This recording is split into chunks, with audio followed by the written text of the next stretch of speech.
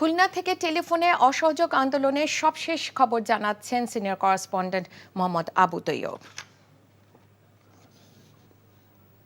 জি, এটা আপনি একটু আগে খবরে যেমনটি বলছিলেন, সর্বশেষ খবর বলতে হয় বিকেল বেলা খুলনা সিটি কর্পোরেশনের মেয়রের ওই বাড়িতে 2 দফা হামলা এবং ওই ভাঙচুর হয়েছে। একইভাবে 2 দফা খুলনা প্রেস ক্লাবে হামলা এবং আগুন দিয়েছে। আর সবচেয়ে বড় কথা যে খুলনা 2 আসনে এমপি শেখ সালাউদ্দিন জুয়েলের বাসভবনেও একইভাবে 2 দফা হামলা এবং অগ্নিসংযোগ হয়েছে।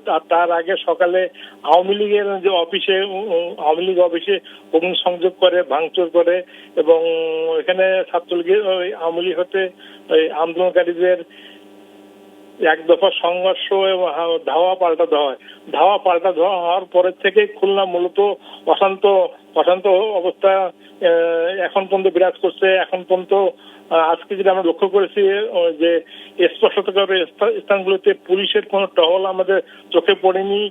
বিকেল বেলা সিটি কর্পোরেশনের যে মেয়রের বাসভবনে সেনাবাহিনী একটি দল এসেছিল এবং শেখ সালাউদ্দিন জুয়েলের বাড়িতে একটি সেনাবাহিনীর দল এসেছিল। তারা এসেছেন সম্পূর্ণ দেখে ওনারা আবার ব্যাক করে চলে গেছেন। কিন্তু ওরা যখন পরিদর্শন করে তখনও সেখানে আন্দোলনকারীরা সেনাবাহিনীর পক্ষে যে স্লোগান এসে সব মিলে খুলনার পরিস্থিতি খুবই অশান্তকর। আরেকটা কথা বলতে হয়, খুলনা মহানগর আওয়ামী লীগের ওই সাধারণ সম্পাদক এমডি বাবুল রান্না এবং খুলনা যুবলীগের মহানগর আওয়ামী লীগের সাধারণ সম্পাদক শাহজালাল সুজন দুইজনই খুবই ওই মুমূর্ষু অবস্থায় আছেন খুলনা মেডিকেল কলেজ হাসপাতালে এবং সব মিলে খুলনাতে প্রায় 50-এর উপরে